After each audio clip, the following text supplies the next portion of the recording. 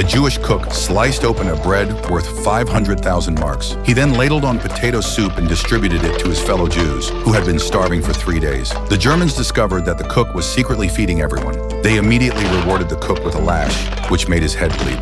The soldiers knocked over the bread bowl and kicked over the potato soup. They raised the whip again and continued to beat the Jewish cook. The other Jews united together, gnawed on the bread, and watched indifferently as the cook was beaten. In revenge, the Jewish cook lured a German officer into the kitchen by lying that he had prepared a big meal. When the officer lifts the lid of the pot, the Jewish cook grabs a pocket knife and hides it behind his back. The German officer came over and questioned him. He took the opportunity to kill the German officer.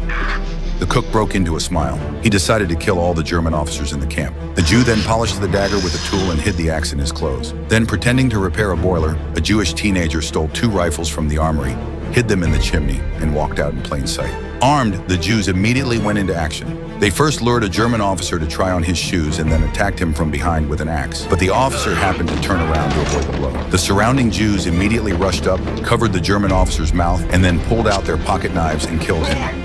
They then lured the German officer to the tailor's store under the pretext of trying on clothes. No sooner had the officer put on his leather coat than the Jews rushed out and strangled him alive.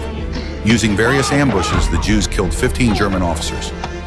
When the last officer was left, the Jews destroyed the communications equipment to prevent the Germans from calling for reinforcements. Meanwhile, the last German officer was on patrol when he found a Jewish child. The child's mother begged the officer to spare the child's life, but the officer refused. The mother spat in the German's face and then took the opportunity to snatch the child back. This enraged the officer, and he pulled the trigger. The officer then returns to his office only to find blood on the door. He followed the blood into the office and found a dead body. He then realized that the Jews were trying to escape.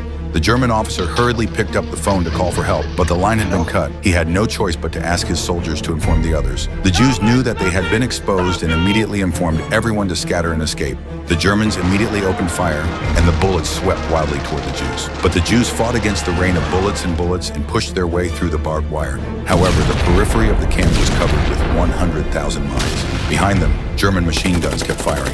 Many Jews fell here. In the end, half of the 600 Jews managed to escape.